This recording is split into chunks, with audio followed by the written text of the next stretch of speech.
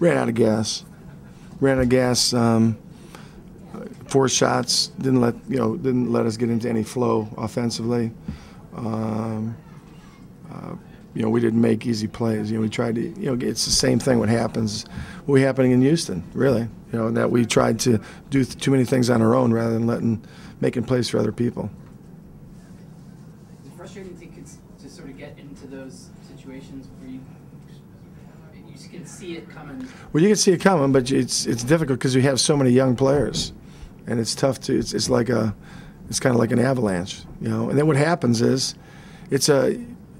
when one guy does it, and they don't think they're going to get played, then the next guy that touches it, he thinks, well, I'm going to do it because they're not going to get me, and so we become very selfish. We became selfish in the fourth quarter instead of trying to make plays, for each other. And we missed some easy. I mean, we had some key layups. They protected the rim great. We had some layups taken away from us, missed dunk and things like that, where you need those things to keep your momentum going. Last night played the Bulls, which is also the last time we had Yeah. Just same thing with the stretch we had when we lost 16 in a row. We've played some good teams, and we've had teams. This team definitely, you can see down the stretch. When things got difficult, they turned the heat up. They had a lot more at stake. They felt, they're fighting their tails off to try to make the playoffs. And they came up with some loose ball, type situations. So.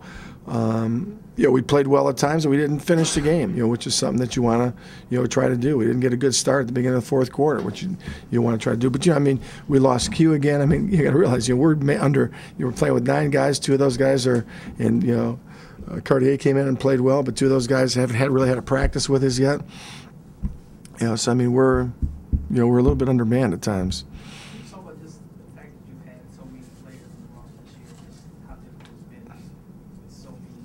Well, it's tough because what happens is you want to, in order to win fourth quarter, you have to be able to execute. A lot of times execution boils down to guys being familiar with you, and that's why veteran teams, that's why it's very difficult for a young team to advance come playoff time because they haven't been in those situations. They don't understand what the guy next to you is going to be able to do. Teams that have the ability to keep their teams together over the course are usually the teams are going to have a chance to be more successful. Continuity brings success, and so but like I said, we made a decision. So instead of continuity, we went with evaluation of players and who we thought would remain here and start our continuity with. That's the process we're going through right now. So is it frustrating? It's frustrating when you lose. Yeah, when you lose games like this, it's frustrating at times when your guys play hard and they're right there and they play so well, but they don't have a lot to show for it from a standpoint of wins and losses. But I told them, we're more worried right now about the process than we are as far as what the outcome is going to be. You mentioned Cartier playing well. Did you learn anything new about him tonight? No, I mean he does what we thought he could do.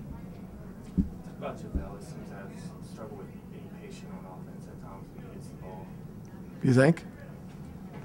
At times, he's got he's at a catch-22. He's got unbelievable athletic ability, but we try to tell him he can't shoot it every time he does touch it. Because then what happens is that fuels the other guys where they either become afraid to pass him the ball in situations, thinking that we'll get back.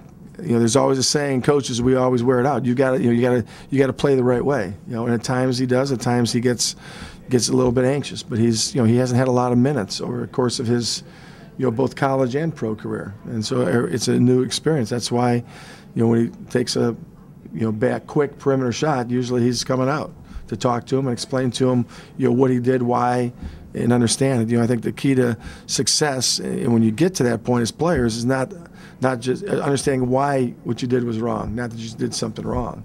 Do you sometimes look towards Sean or the other point guard on the court to kind of keep guys like that? Well, you try to, but I mean, Sean, you got to realize there's a guy that hasn't played in 3 years. It's, he's got a lot of things to worry. He's trying, in that, but he's got a lot of things to worry about himself too. But Sean's done a good job for us. He had a great, good game, especially the first half, and I think he got a little bit tired, over the course having to chase, Derek around the whole time.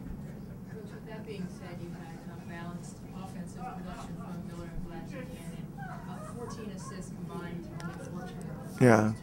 Well, I mean, I think that we missed some easy shots. That assist total could have been way up. And I think guys all in all are moving the ball at times. But at times when things get tough, when the heat gets turned on, that's usually when you got to move the ball even more. We have a tendency to have the ball, stick. And I mean, you look at teams. I mean, good teams even. Denver, who's been a great team. They were on a road trip, and all they talked about when they came back home to play was how they're on the road and they were playing, and the ball was sticking in the fourth quarter. So it's not just with us. Any good team, the ball can't stick, and that's what happened a little bit, as far as with us, as far as in the fourth quarter.